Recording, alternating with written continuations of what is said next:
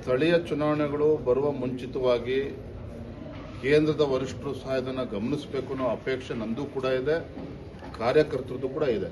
ಹಾಗಾಗಿ ನನಗೆ ವಿಶ್ವಾಸ ಇದೆ, ಇವತ್ತೇನೋ ರಾಜ್ಯದಲ್ಲಿ ಇವತ್ತು ಭಾರತೀಯ ಜನತಾ ಪಾರ್ಟಿನಲ್ಲಿ ನಡೀತಾ ಇರ್ತಕ್ಕಂಥ ಬೆಳವಣಿಗೆಗಳು ನನಗೂ ಕೂಡ ಏನು ಸಂತೋಷ ತಂದಿಲ್ಲ, ನಮ್ಮ ಕಾರ್ಯಕರ್ತರು ಕೂಡ ಸಂತೋಷ ತಂದಿಲ್ಲ.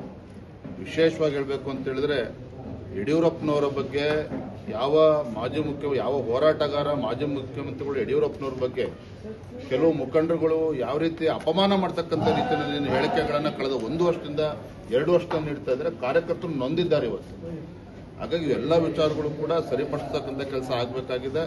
ಈ ವಿಚಾರವಾಗಿ ನಾನು ಕೂಡ ರಾಷ್ಟ್ರೀಯ ನಾಯಕರ ಗಮನ ಕೂಡ ತರ್ತೇನೆ.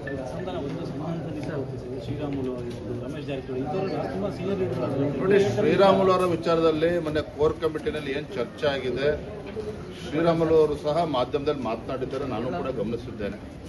ನಾನು ಮಾನ್ಯ ಶ್ರೀರಾಮುಲು ಅವರೇನಿದ್ದಾರೆ ಅವ್ರ ಬಗ್ಗೆ ನಮಗೂ ಕೂಡ ಗೌರವ ಇದೆ, ಹಿರಿಯ ನಾಯಕರಿದ್ದಾರೆ. ಒಳಗೆ ನಡೆದಂಥ ಚರ್ಚೆಗಳು ನಮ್ಮ ರಾಷ್ಟ್ರೀಯ ಪ್ರಧಾನ ಕಾರ್ಯದರ್ಶಿಗಳು ರಾಧಾ ಮೋಹನ್ ದಾಸ್ ಅವರು, ನಾವೆಲ್ಲ ನಾಯಕರುಗಳು ಕೂಡ ಒಗ್ಗಟ್ಟಾಗಬೇಕು, ಭಾರತೀಯ ಜನತಾ ಪಾರ್ಟಿಯನ್ನು ರಾಜ್ಯದಲ್ಲಿ ಮತ್ತೊಮ್ಮೆ ಬಹುಮತದೊಂದಿಗೆ ಅಧಿಕಾರಕ್ಕೆ ತರಬೇಕು ಅನ್ನುವ ಸದುದ್ದೇಶದಿಂದ ಕೆಲವು ಚರ್ಚೆಗಳು ಆಗಿದೆ. ಅದನ್ನು ಬಹಿರಂಗವಾಗಿ ಮಾತನಾಡೋದಿಲ್ಲ.